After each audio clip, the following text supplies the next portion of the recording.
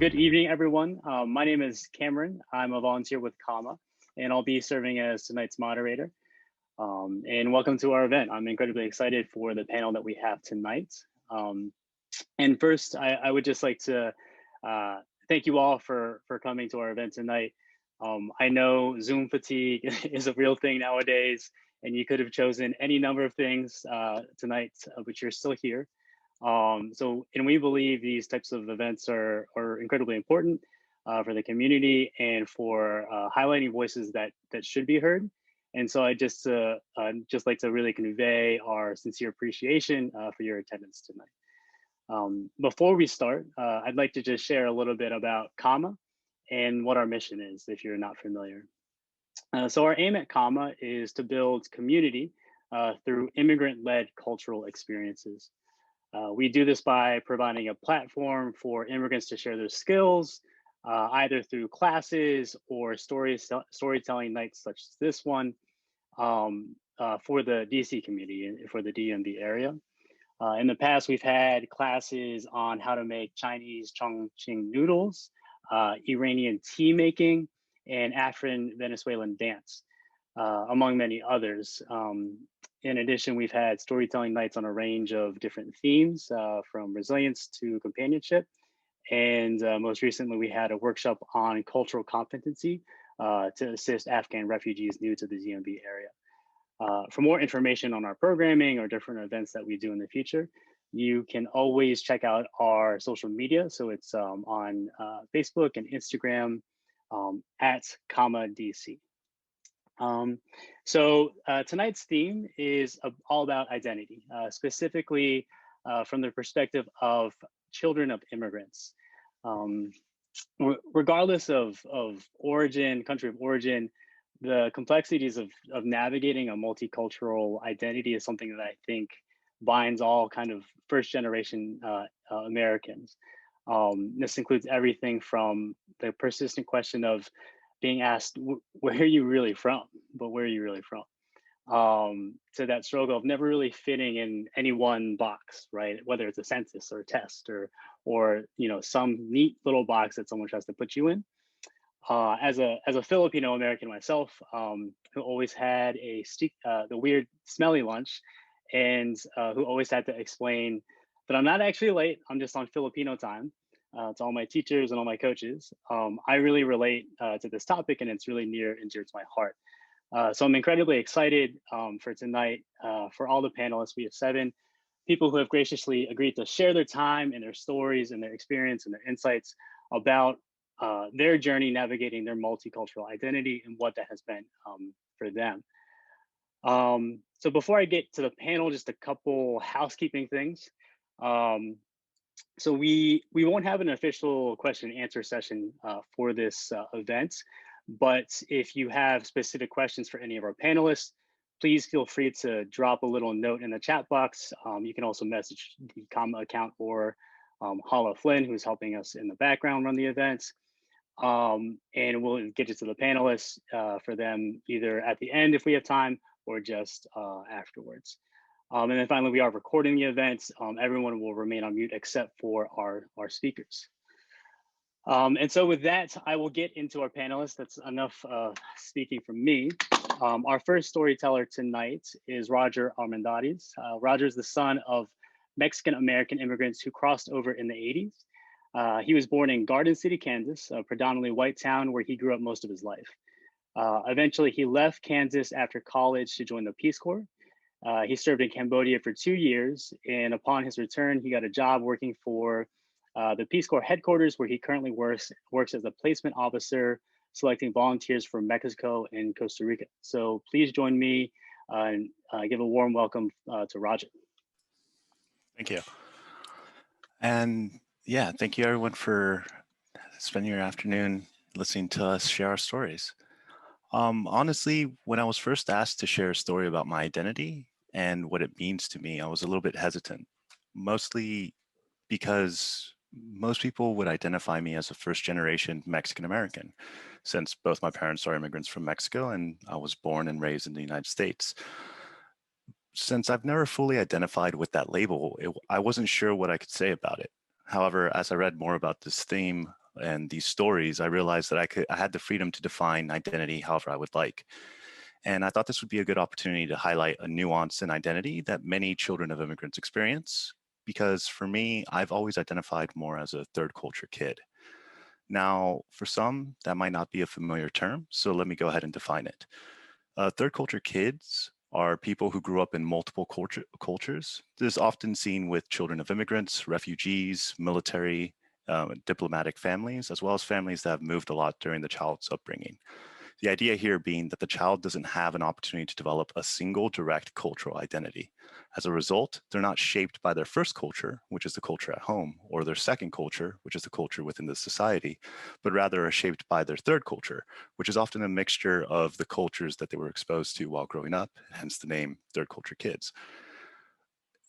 And to kind of get into this, first, I would like to share with you why I see myself as a third culture kid. Though the reasons are too many to cover in a couple of minutes, I will share some of the main reasons why I do feel that way. To start, I have to explain my home culture and what it was like, and more specifically, why it was difficult for my parents to share their home culture.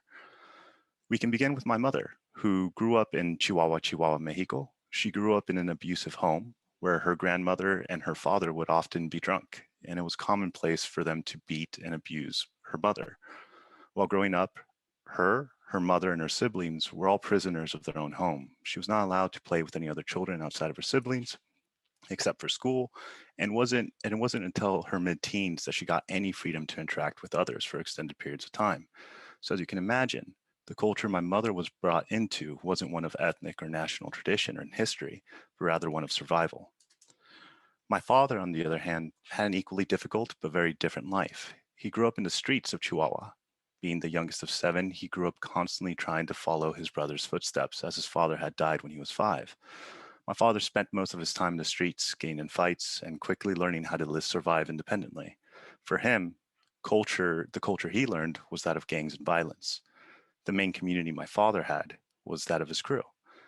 So now, considering those two individuals eventually meet and migrate to rural Kansas for work, we can see how my upbringing is influenced by theirs. My mother, though always loving and supporting in every way, never really shared any stories about her past or her upbringing. She wanted to leave all that and wanted me to adapt to her new home. From my father's side, most of his stories involved street fights and gang fights that he had been in, and harsh and tough rules for how to survive the world.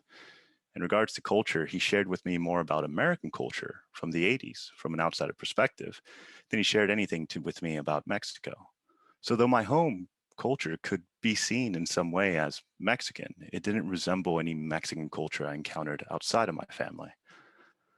At the same time, the second culture I was raised in, the culture around me socially, was rural, conservative, white, Christian, and American. My school was almost exclusively white, and I had a graduating class of 40 in my high school, many of which I had known since kindergarten. Yet to them, I was always excluded and seen first and foremost as a Mexican, as the Mexican. When I eventually made Mexican friends, they didn't accept me either, oftentimes calling me a coconut, brown on the outside, white on the inside. One of the main reasons for this exclusion was that most of them came from rural southern Mexico. The culture their family instilled in them was greatly different from my parents' urban northern Mexican culture, which was also mixed in with a lot of the American culture simply by where they lived. To complicate matters even worse, my skin tone changes wildly depending on how much time I spend in the sun, and I can pass for just about any ethnicity. But most can't actually peg where I'm actually from. White Americans didn't seem to accept me. My Mexican friends didn't seem to accept me. And when I would return home, my own parents didn't seem to understand the American culture I had to adapt. So then they were also alienated from me. In fact, the people who I identified most with were friends who were also third culture kids. Though ethnically Asian, they also had the same issues. I had friends whose parents were from China, Vietnam, Thailand, Cambodia, and Laos. Hanging out with them, I found out that we actually related more than anyone else. Since they all came from different cultures and the culture at home was unique, and at the same time, the culture that they lived in didn't accept them and gave them one big monolithic tag of Asian, which wasn't much helpful as they all actually came from very different cultures. they found that what they had in common more was the fact that that was the condition they were in, and that's actually where I found my home too. I felt that this group had actually accepted me and understood me the most. Though we had about as much of a different background as one can imagine, our need for adaptation and our sense that we belong somewhere between cultures gave me the friendships that I cherish to this day. It was these group of friends who helped me see the advantages and disadvantages of being a third culture kid. First, the disadvantages. Third culture kids tend to have more difficulty early on in making friends and often struggle with identity issues. Questions like, where's home, can be really difficult to answer. They often have feelings of isolation and alienation from their peers who may have a more structured source of culture. For me personally, my teenage years were especially difficult. I felt that no one in the world understood me. This isn't already a common sentiment among teenagers, but it was even more complicated by the fact that it felt as though no one would claim me. However, as I grew up, I started to see the benefits of my childhood. Third culture kids also tend to understand that there is no real normal, since they always have to operate within different cultures and don't attach their identity to any of them. We can see cultural traditions and customs as different, but no real correct or right way to do things. Third culture kids also have a tendency to be more adaptive and flexible when it comes to understanding other cultures than monoculture kids, as, as well as being more adaptive to new cultures. My experience, though difficult at first, helped me see the world in a different and useful way. Growing up, I would have given anything to be normal, to be accepted by some group, to be guided. I now see that though it was hard and painful to be put in this position, the struggle through it is what allowed me to be truly and fully me. So if you ask me, what's my identity? My identity is a mixture of everything that I've seen in my life and have admired. It may not fit into any traditional categories of culture, but it's definitely me. Thank you.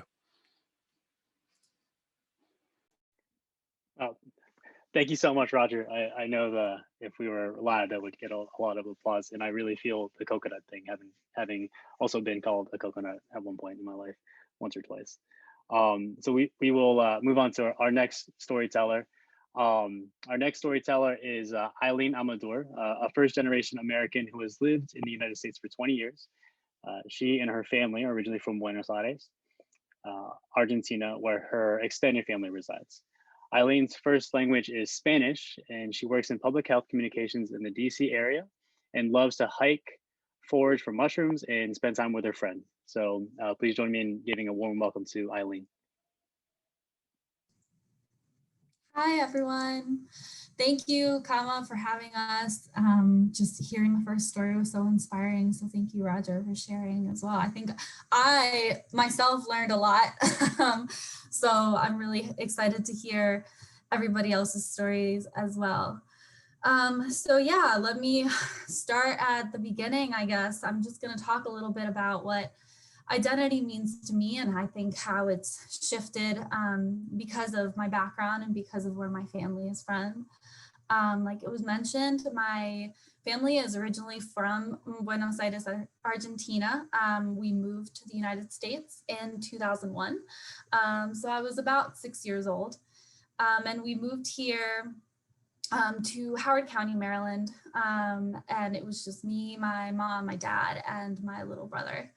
And that meant that our extended family, like many first generation immigrants, are still residing in our home countries. So it was really just our nuclear family here, while everybody else was back in Argentina.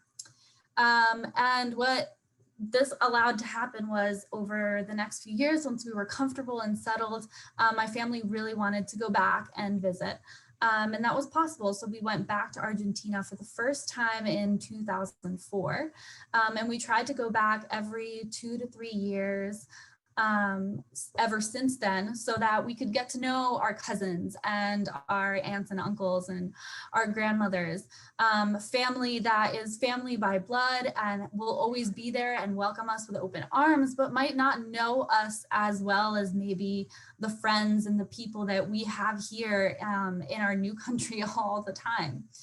So these trips for my brother and I, who is a year younger than me, were sometimes, although fun and exciting and again, warm and welcoming, very confusing at some points because we were surrounded by people who accepted us and wanted us to feel accepted, but there was still differences. To them, we were the Americans, the cousins who came from abroad and spoke English to each other when people thought they weren't, when we thought nobody was listening to us. We didn't know all the vocabulary or terminology that they might know. We didn't know any of the songs that were playing on the radio. And that felt different. That was a whole different identity that we wanted to belong to, and they wanted us to feel accepted in that way. But we knew that we were different. And as was mentioned previously, when you're young, you really just want to belong, you want to fit in. And when we would come back to the US and live our normal lives and go to school, we were the Latino kids. We were only allowed to speak Spanish at home, which now I'm very thankful for, but back then we did not want to speak Spanish at all. We had empanadas for lunch, we not peanut butter and jelly sandwiches. We didn't know all of the TV shows or songs that were on here as well. So again, when we were younger, we just wanted to belong. We wanted to be part of a group. And I was like, the only person who understands me is my little brother. We are somewhere in between. And I think the first time that it hit me more than anything was in high school. We were coming back from a trip to Argentina with my family, and we were in line for customs in the United States. And I could feel myself breathing a sigh of relief because I was back in the US. And I was excited and I was happy about it, but I didn't want anybody else to know. I didn't want my parents to know that I was relieved about coming back to the US because I felt guilty. I almost felt like I was betraying my Argentinian culture, this whole other family that had welcomed me with open arms, that I was kind of just leaving them behind by feeling so relieved that I was back in the United States. So that for me was a very eye-opening moment, where from then on I started questioning almost everything. I was like, okay, then maybe I really am American and I really have to own this identity. And it came through a lot of conversations with my friends and my family and other experiences where I had to realize that I don't have to choose one. And I think it came with age as well. But I can be, how Roger mentioned, this third culture kid. The culture that is mine is the culture that I made for myself, based on my experiences and based on my family's experiences. I don't have to fit in a box. I can love living in the United States and also love my family in Argentina. I can love Argentinian culture and also love coming back here to my own bed. So I think my identity experience and how I'm finding my way through it is still very much ongoing, but it's conversations like these that really force us, which for a long time it was just internal, to talk about it with other people and face the reality that even though it might be different and it might not be like everybody else, and you might feel like you don't belong for a long time, it's part of finding yourself, I guess. So I think that as hard as it was and as hard as it is to talk about these things and to go through them, that it's something that we have to go through. So that is my story. Great. Thank you so much, Eileen. I really relate to everything that you said. I think that's why Comma feels like it has a really powerful mission to highlight these kind of conversations and uplift the voices that aren't necessarily the most traditional, and your struggle between the different multicultural identities is really profound. So thank you so much for sharing. So we'll move on to our next storyteller. Our next storyteller is Lisa Malachevsky. Lisa is the daughter of Ukrainian immigrants who fled the Soviet Union on the brink of its collapse. Upon receiving her degree in mechanical engineering from the University of Maryland, Lisa left the East Coast in pursuit of the outdoors. She currently resides in Seattle, Washington with her dog and partner and works as a marketing professional in the ski industry. So please join me in giving a warm welcome to Lisa. Hi, everyone.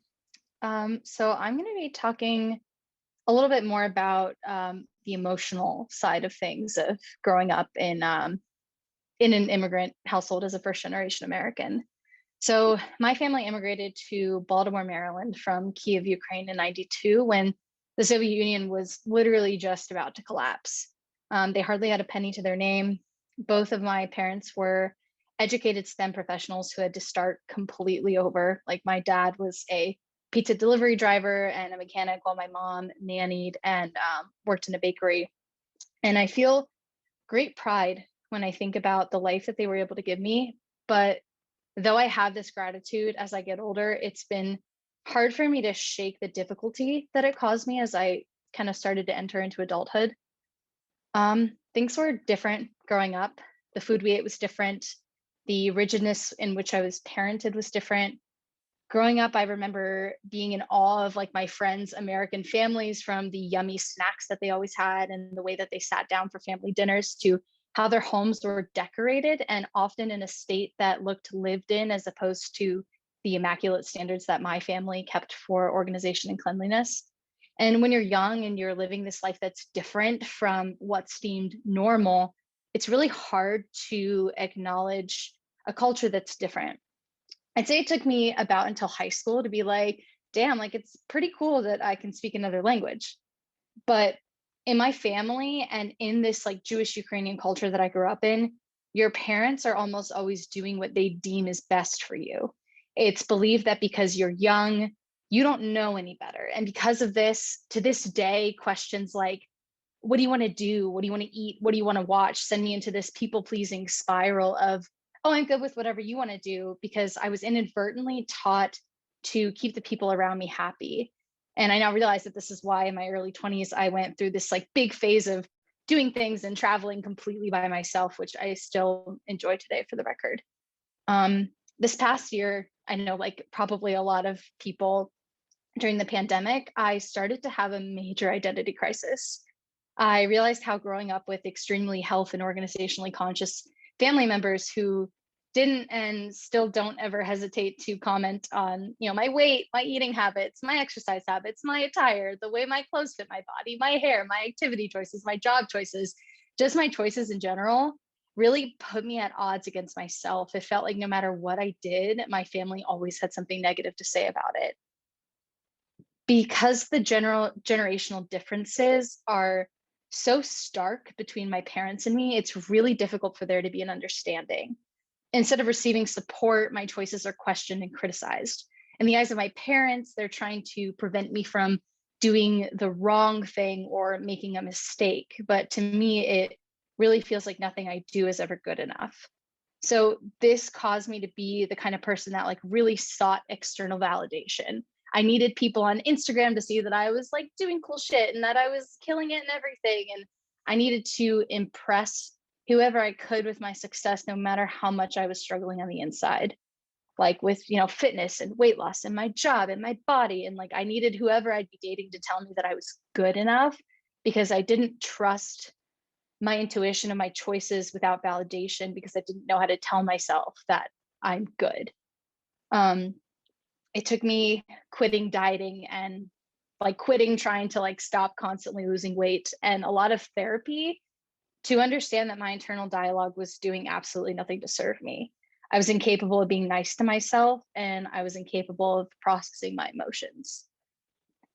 I realized that it's not in my parents' vocabulary to understand feelings, because they didn't have the privilege of navigating emotions. Their main focus was to survive. And as a result of that, I learned how to bury my emotions instead of feel them, because my parents didn't know how to do that. It used to be really, really hard for me to express my feelings to like friends and significant others, because I was so afraid of rejection. I had so little grasp on my feelings that I couldn't understand whether they were valid or not. And this fed into that constant stream of negativity that I had going on inside of me. One big barrier that I had to break through in this identity journey was that whenever I wanted to blame something on my parents, I kept saying in my head, well, they went through so much to get here. How can I be so ungrateful? My issues are nothing compared to what they went through. When in reality, that's actually the farthest thing from true. My struggles are just as valid as theirs. They're just different because we grew up in completely different situations. Over this past year, it felt like I completely broke myself down and built myself back up. I stopped most of my hobbies and just rested for like a month. I read a lot of books on shame, on intuitive eating, on emotions. I worked on helping my inner child by giving her the foods that she didn't get to have and telling her that the feelings she was feeling were valid and were deserving of attention, that she deserved to rest and she didn't have to shame herself into being productive or successful like all the goddamn time. I have so much gratitude for the life that my parents were able to give me. I have so much pride in their journey and what they've built for themselves. They instilled in me hard work and love of the outdoors and travel. And my parents are people. And while they may not understand the things that I'm going through, while they may not understand why I went to therapy or why I purposely gained weight to fix my relationship with food and myself, while they may be set to their ways because routine is a luxury, it doesn't mean that I'm not allowed to emotionally reparent myself so that I can have more empathy for myself and the people around me. So to, I guess, whoever's here, you are valid, you're worthy, no matter what anyone says about you or what you say about you. And that's the story I wanted to share. Well, thank you so much, Lisa. I think that was incredibly profound, and I really appreciate your perspective. I'm sure I know a lot of people can relate to a lot of the anxiety inducing events of the last year or so. And I think there's much to be made about the weight of the struggle of immigrant parents, and people always say that immigrant parent love is just different. And I think I just really relate and appreciate your story. So thank you so much for sharing. Thank you. Our next storyteller is Haben Gebremeshel. Haben is a Maryland native of Eritrean ancestry. Haben currently works for the International Rescue Committee and is the founder of two social enterprises, Bonds Unbroken and Cuisine as Told By. These organizations are aimed at empowering and promoting diaspora voices, experiences, and connections. He is also currently in the last semester of his master's program at American University, studying international development with a concentration in diaspora engagements. So please join me in welcoming Haben. Great, thank you. And I'm glad to be here. I'm glad to be able to share a little bit about my story. So yeah, everything is just so resonating so much with the previous speakers. And I guess I want to kind of start off by saying that a few years ago, I asked my father about his decisions in immigrating to the US and about if he ever came to the realization that along with sacrificing kind of that distance with his family and friends there at home, that did he know that he may also sacrifice the connection with his children and not being able to possibly truly connect. I had a cousin recently ask me, who was born also in Eritrea. She asked me, Haben, how do I raise an American kid? And it really kind of hit me that it's a challenge as well on the immigrants themselves and about how they go about raising folks like us. I feel like I've traveled to Eritrea and I was called the American. I was called what's up. I was called nice shoes. And I'm here and I don't have long roots in America. My father was the first one in all my family to immigrate here in the 80s. So I think in hearing a lot of these stories and being friends also in my upbringing, that instead of that feeling of being broken or lacking, I think that the sort of first generation experience is so relatable, regardless of what background you come from. I think, you know, we are a culture, we're a community of hyphenated, multicultural individuals who I think I have more in common with everyone here than I'd say probably with my cousins back in Eritrea, just because of the sort of the feelings and thoughts that we kind of grew up with and developed with us to become who we are today. Um, I study right now diaspora engagement as a means to sort of figure out what it is that's lacking in that connection between diaspora members, immigrants, people like our parents, and ourselves. And I try to wrestle with, is it generational? Is it cultural? Is it something else that's kind of missing? Um, the US has more than 60 million people who are first and second generation born immigrants, which is like more than a fifth of the country, which means that there are just so many people with these common, relatable type of experiences. So throughout my upbringing, I was kind of privileged to be around folks who also shared in their multicultural upbringing. They were hyphenated kids, basically coming from different backgrounds. And it was through that I started to gain a little bit more confidence as to who I was. You know, I was no longer not American or not Eritrean. I was an amalgamation of the two, and I was more proud to be that identity. I think that in itself is sort of this new identity that came from those two cultures combined. And I think throughout what I try to when I try to bridge the gap between the two, I think a lot of the conversations is about miscommunication, really, when it comes down to it. I think in trying to speak with my parents and my peers and those who grew up in Eritrea, I try to figure out, okay, well, what is it that we're not connecting on that makes us feel so different? What is it about myself that makes me feel that I'm not, I'm sort of unfulfilled in a sense?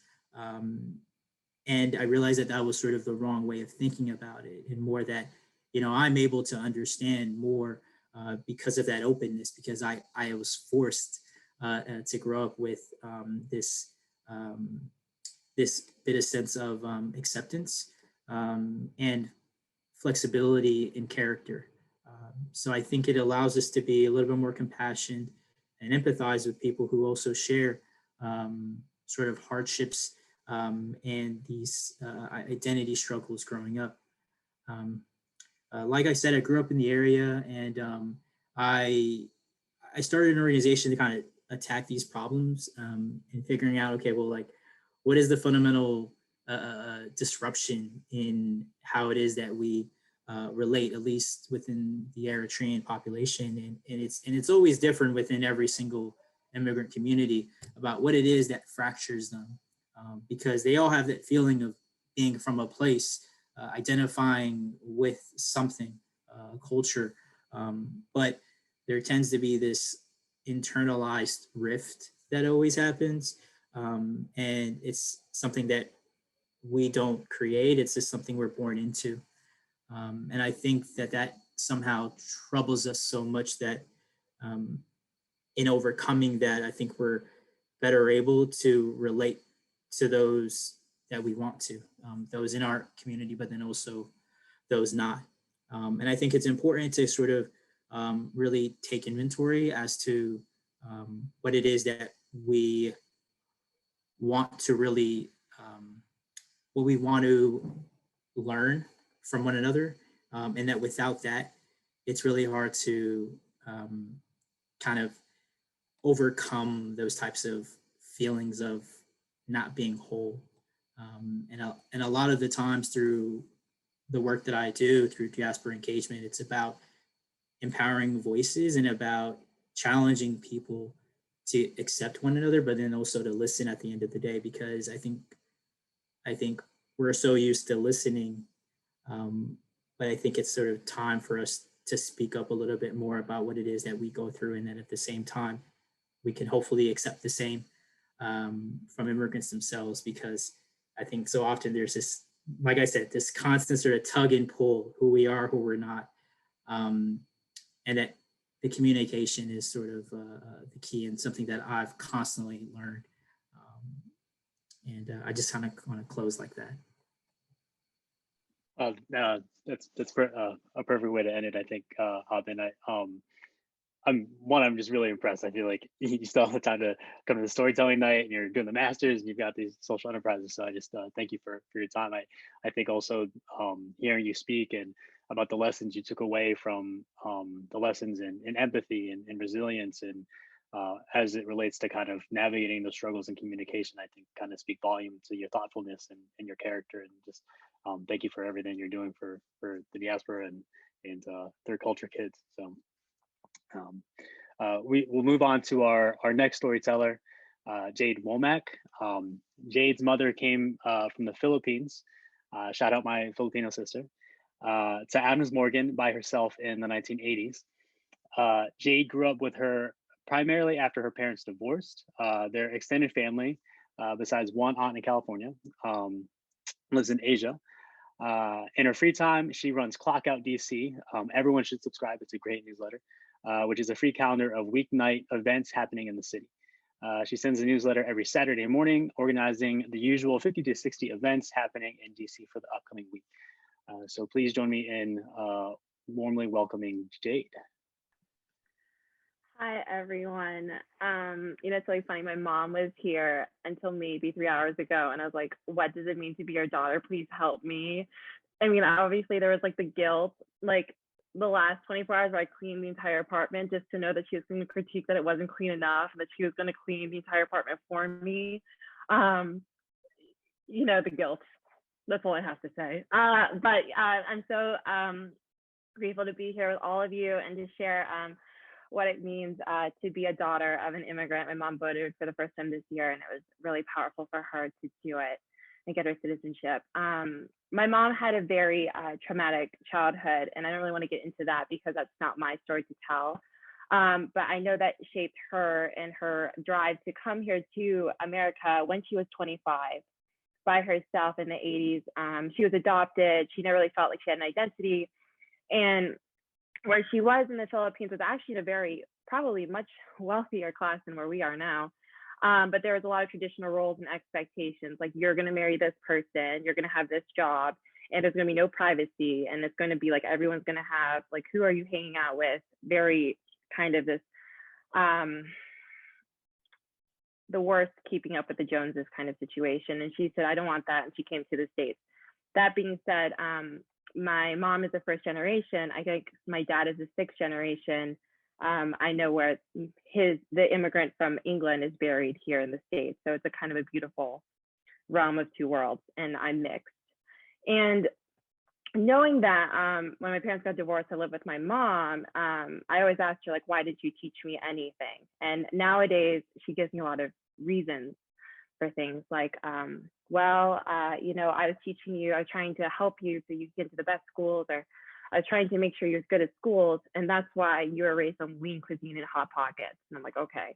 Or I didn't really teach you the language because you had a speech impediment and you had this underbite, and I didn't want to confuse you in school. Like, they put you in ESL, and I just wanted you, because you looked, ethnic, and I wanted you out of ESL, and I thought if I confused you, even worse. So that's why I didn't teach you the language. And for now, there are all of these reasons for why I feel like I learned nothing. And I think growing up, I thought that there was going to be this Harry Potter moment, like when Harry holds the wand and his hair goes up, or in Jumanji, when the elephant starts to, like, you hear the drums, where this brochure was going to fall from the sky and say, like, Jade, this is how you will be Filipino.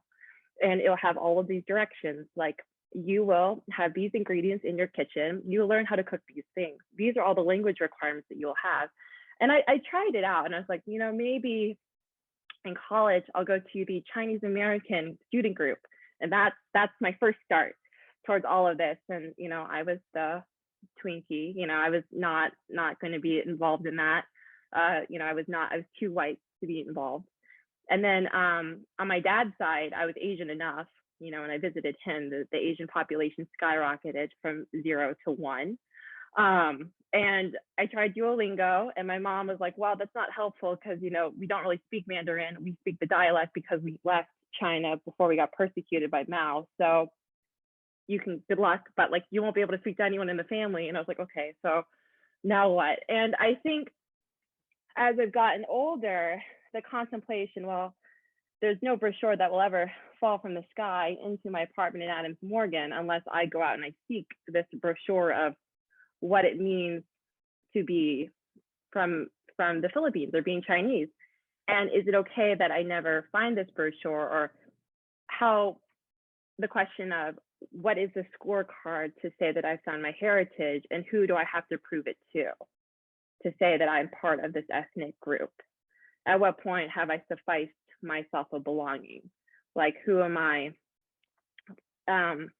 You know, even if I visited my cousins in the Philippines and I said, I learned your language, I know how to cook kare kare, I know how to do all of these things. Well, I will never be accepted enough, and that's okay, and I've accepted it.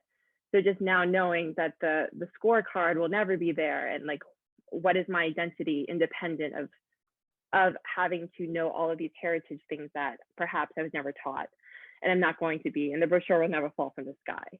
And I think it's very interesting though, because my dad has brought me to every gravestone of every cousin that he's been possibly related to, that he's found from ancestry.com, and forced me to know about them. While my mom is like, well, like she's like, well, if you don't know, you don't know. That's okay. Like, it's fine. And I think for me, you know, talking to her today, well, I don't know what to say. She said, well, you know that you're here and you have so many opportunities that you don't have to know, and that's okay too. And I think that meant a lot to me that she would say that as well. So I don't really have much to say, but that I never really thought about it until being put on to being posed this, but knowing that it's okay not to know everything, and that that it's still being, I guess, by this third culture that we're all talking about, but I still know the guilt, I guess, of that we all share together. And thanks again for having me here, guys. Thank you so much, Jade. I really relate to all of that. I'm pretty sure all Filipino immigrants or parents, when they come over, are provided a handbook on how to traumatize your kid enough and appropriately. Just all the looking ethnic and the Twinkie and the Asian scorecard. I think I just felt it in my bones. So I'm going to do a couple short, quick plugs while I have everyone's attention. We've learned that this is usually better to do at some point in the middle than at the end. So we also have a couple programs coming up that I think will be really interesting. On May 1st, we have a yuca cooking class with a nonprofit organization called Ablanica. It was created by Nicaraguan grandmothers to provide assistance to Nicaraguan exiles that were forcibly displaced outside of the country since the socio-political crisis there. So that's May 1st. You can find registration and more information on our website. And then we also have, we'll run an Instagram account called Immigrants of the DMV. You can follow it. We do weekly updates about immigrant stories in the DC area, much like this. And it's just an interesting follow. And we'll put more information on about that. And then we'll also have a storytelling event with more information to come later. But again, all the information, all of our social media presence will have, so that's at DC. So we'll move on to our next storyteller, Emily Amaya. Emily was born and raised in the DC area to parents from El Salvador. She attended University of Mary Washington in Fredericksburg, Virginia, where she received a double degree in International Affairs and History. She currently works for a healthcare consulting firm and has in the past worked for a number of different organizations, including the IMF, the Inter-American Development Bank, the Pan American Health Organization as a multilingual translator.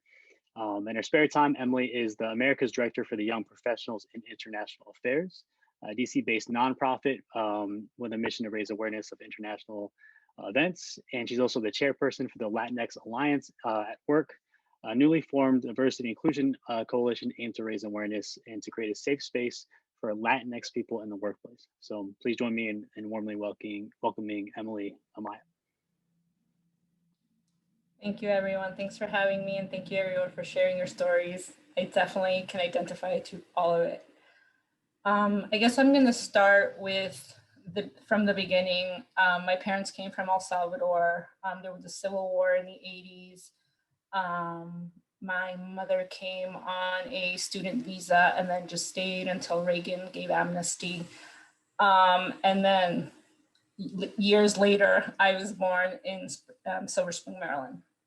So my mom tells me stories of when she enrolled me in pre-K, and she told the director, well, there's two things you need to know about her. One, she still drinks from the bottle. I was 3.5. And two, she doesn't speak English. And the director says, well, you know, she'll adapt to the language. Kids adapt fast, and the bottle she'll leave when the other kids start making fun of her. So within a few weeks, I was no longer on the bottle and I was speaking English. And after that, English just became my dominant language. And then Spanish started just becoming my secondary language. So I move into elementary. So my parents separate during this time, and we moved to Arlington, Virginia. And that's where I start going to elementary school. And I remember my mom taking home flyers for seminars for parents to start saving for their children's college. And a lot of this I realized retrospectively as an adult, but my mom was always invited to the seminars for community colleges. So I was going to go to Nova. So my whole childhood, I thought minorities went to Nova Community College. We just didn't go to university. So that's where my identity questioning started. I mean, Arlington at this time was super white. Depending on the time of the year, I was darker than others. So that's when the question began, what are you? And back then we were all called Spanish people, even though we're not from Spain, but we were all Spanish people. And, you know, playing with my hair saying, well, are you Black? And they used to like to throw little stones in my hair because they would like stick inside and not come out until I like washed my hair later that night. As I sit here with my straight hair. So I remember asking these questions, asking my family, going to El Salvador every summer. So I would, you know, end my year here and then go to El Salvador and do school with my cousin who's only two years older than me. And asking them, and they would say, well, you're mestiza. And I said, well, what is that? And they're like, oh, it's just a mixture. And like the previous speaker said, it's kind of like, well, nobody really needs to know, you know, like we're mixed, deal with it. But as I grew into an older child, I started having this passion for history. And part of that was my own history, the history of my people. So, you know, learning about, you know, one page on Native American history and Thanksgiving and, you know, just not really ever thinking about the fact that Natives weren't just in the United States, they were in the whole continent. So at this point, I still don't know. So then one year during elementary school, I went to El Salvador. I did a whole year of school in El Salvador. And when I came back, they put me in ESL, which is English as a second language. And I didn't know why. My mom just kind of said, well, you know, don't question it. You know, I think I was raised to kind of always never question. Just kind of as an immigrant, just be grateful and put your head down, don't ask questions. So, okay, I'm in ESL. My teachers tell me I read faster than most of the white kids. I do my math, my science better than a lot of the white kids. So once again, I'm questioning, why am I in ESL? A lot of the times I'm helping kids with their homework. And then I realized, you know, once again, retrospectively, I'm in the classes with a lot of the children of the diplomats from IMF, World Bank, because they don't speak English that well. So then I eventually moved to another part of Arlington. And at this point I'm in middle school. And finally I was able to get out of ESL. But then I realized as a grown-up that I was put in the class with the kind of lower class or people who had accent, like once again, like a remedial sort of class. I didn't make the complete transition. And I remember there were two other Latinas, one called Carolina Herrera and one called Carla Robles, which their last names were Robles and Herrera. And just thinking like, how can I fit in like they did? So by high school, I joined the choir, I joined the crew rowing team, and I was making it, right? Like I was adapting to this American culture. And at this point, I'm still thinking I'm going to Nova Community College.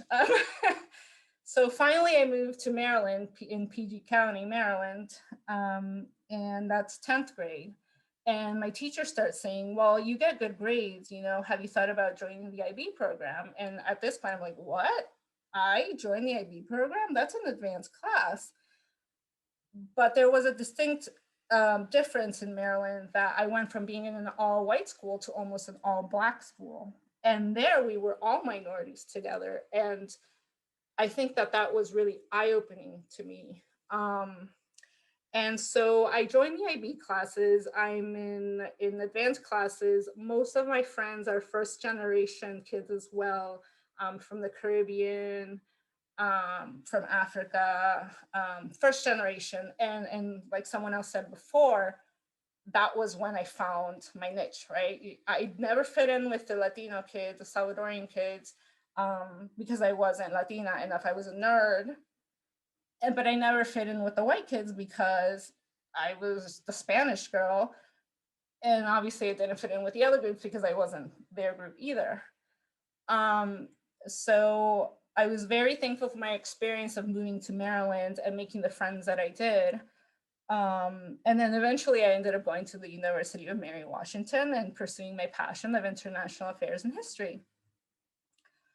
At the time, it was only 11% minority as a whole. So we would go to each other's events. So like Latino Student Association would go to like Black Student Association, and we just all went to each other's events because it was only like 20 of us. So that was quite the experience. But that's when it hit me. I had that aha moment. You are a minority. And so fast forward to adulthood, I start getting this question more of, what are you? Are you, you know, what are you? You look like Salma Hayek. Are you Mexican? And then explain to them that, no, I'm not Mexican. And as a matter of fact, Salma Hayek has Lebanese in her blood, and that's okay. She's still Mexican. Asking if I'm Middle Eastern because my cousin's name is Fatima. So clearly you're Muslim, you're brown. And at this point, every time someone asks, are you Middle Eastern? I say, I think so. If they ask, are you Black? I think so. Every time someone throws something at me, I just say, I think so. So finally I decide to do a DNA test. And I'm not Middle Eastern, I'm not African, I'm half indigenous and half Spanish Portuguese. So then I tell my mom, and she's like, really? Because this whole time, this concept of the Spanish came to conquer Latin America, it's they, and then the indigenous were kind of wiped out. Another they. Two theys is what makes me. So it's fascinating, right? We say they came, they were wiped out. We are a lot of theys is what makes me or us. So just going to this third culture of not only now am I dealing with, am I too gringa or too Salvadorian, but now I'm also indigenous and European. But if I go to Spain and I say, I'm here, you're not one of us. But if I go to the tribe of natives back in El Salvador, I'm not one of them either. So who claims me at this point? So I just thought that was fascinating, and a lot of the reason that I do the work that I do now with raising awareness in the Latin community, because a lot of us have the same history of being European and Native and kind of not knowing our history, and our parents telling us, well, it is what it is, and don't go prying. I can't trace my family line back to Spain or back to El Salvador. I just know we are what we are. And now recently I just got married and my husband is from Uruguay and he came here not too long ago. And a lot of the people, when they hear him speak, they say, "Oh, you're Argentinian." And he's like, "No, Uruguay is a very similar country, very similar history. And his blood is Portuguese and Italian. So if you combine my blood and his blood, we're like Spanish, Portuguese, Italians, who now are going to have a child that probably looks Brazilian with a Portuguese last name." So it's going to be interesting to see what Spanish accent he adapts, what English accent he adapts, and the questions that they're going to have. So with that, I like to thank everyone and my friends and my coworkers that are on this call.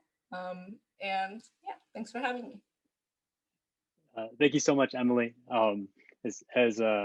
I just appreciate your story. As someone that also grew up in Maryland and went to high school and never really fit in with the Asian kids, the white kids, or the black kids, I relate, and I appreciate you and you sharing your story. Especially, you said one line that a lot of days is what makes me, and I think I really relate to that. So thank you for sharing your story. So our final storyteller tonight is Elena Lacayo. Elena is a singer-songwriter and leader of the DC-based bilingual Latin folk band Elena and Los Fulanos. Originally from Managua, Nicaragua, Elena identifies as both American and Nicaraguan, and her music reflects this dual identity.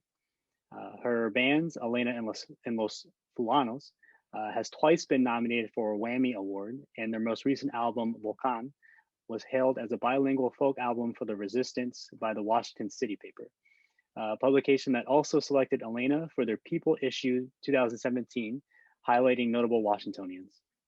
Most recently, Elena has been touring with the Latin Grammy-winning and Grammy-nominated bands Flor de Toloache. Good job. And with them, performed at the Kennedy Center Honors in 2019. So please join me in welcoming the eminently talented Elena Lacayo. Thank you. Can you hear me? Yes. Yeah? Okay, cool. I was born Aurora Elena Lacayo Gurdian. My family's from Nicaragua, and when I was growing up in Miami, Florida, my parents would introduce me as Aurora Elena to all my aunts and uncles.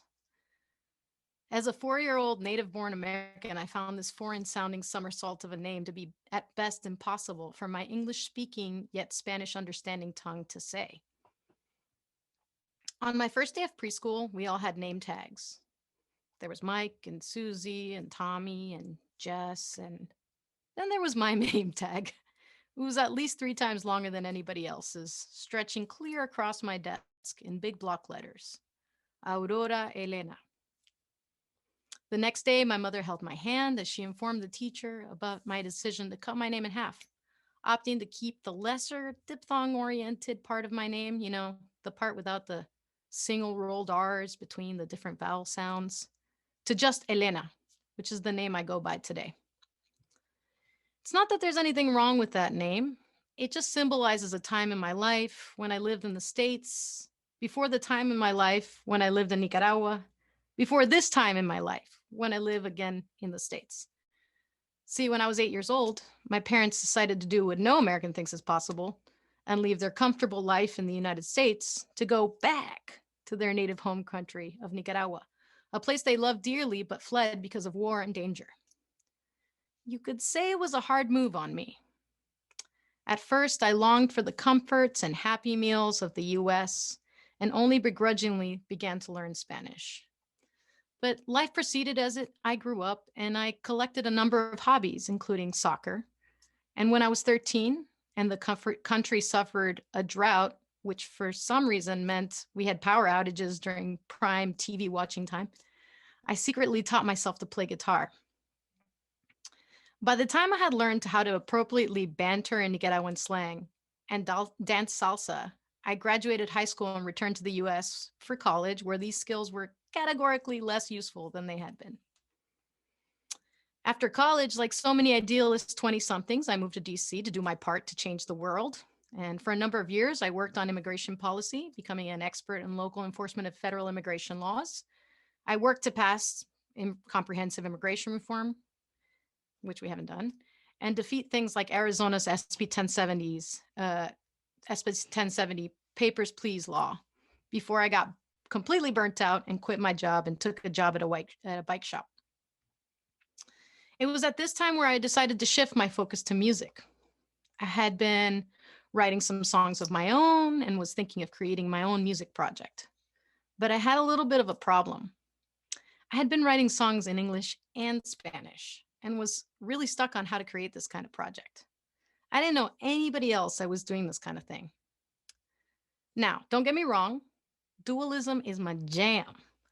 It's always been a part of my inner life. It's always been part of my family culture.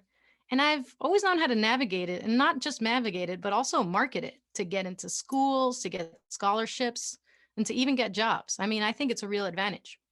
But this was a little bit different. I was wanting to create a music project or a band or something that played songs in both languages, and I didn't really know how to do that. I was thinking to myself, could it be done? How? Should I just create two separate projects or one single bilingual project? And can that even work? Will people accept me? Will they go to my shows? And most importantly, who do I think I am? Shakira? I'm definitely not Shakira. It took me months to decide, to grow bold enough to accept my vision for a fully bilingual and bicultural project. I named my band Elena and Los Fulanos. I branded us in a genre I invented called bilingual Latin folk. I wheat pasted posters with my face on it across the city and grew a humble following. I made 2 albums that I'm reasonably proud of, and with each creation, I have been brought closer to understanding myself and the experiences that made me who I am. I came to understand that my project was consistent as a bilingual and bicultural project because my bilingualism and biculturalism is consistent within me, and it's essential to who I am as a person and as an artist. Much to my surprise, many different kinds of people listen to my music and come to my shows during non-COVID times. But in a lot of ways, I still primarily make music for the kids like me, que no son de aquí, ni son de allá, that can feel partly at home in 2 worlds and not fully at home in either. I hope that with my music, I create a space where they, like me, are fully themselves. I still go by Elena. After all, my band is Elena and Los Fulanos, and my solo act is Elena la Fulana. But if anyone happens to call me Aurora Elena, I'll definitely answer. Thank you. Wow, just thank you so much, Lynn. I couldn't imagine a better way to kind of close out this night. That was an incredible story, and I think, you know, if the beautiful instruments in the background weren't an indicator and didn't tell us already, but you can tell you have the power of a storyteller kind of coursing through your blood. So that was incredible, and so with that, we finished our panel of speakers. First, just let me say thank you to all of our panelists. I found it incredibly engaging and meaningful and insightful. And thank you so much for sharing your vulnerability, your time, your insights, your perspective. You made this event possible. And, you know, I think all of the Comma volunteers do this because we believe in the strength of the diversity of our community, and that these nights help to meaningfully contribute to the conversation. So thank you again. And thank you again to all the attendees. You could have been anywhere tonight, but you're here. We sincerely hope that you enjoyed the event. And thank you again to the Comma team, Hala, who's running the event in the background. I'm going to do a shameless plug. We do have a Venmo. If you enjoyed anything about tonight, or even if you didn't and you just want to send us money, that's cool too. It's a little @sign at Comma DC. And again, we have a robust social media presence. It's @Comma DC in the same way. And if you want to find more information about events like this or our classes, please reach out to us individually in all our social media. And so with that, thank you so much to everyone again. I hope you have a lovely evening.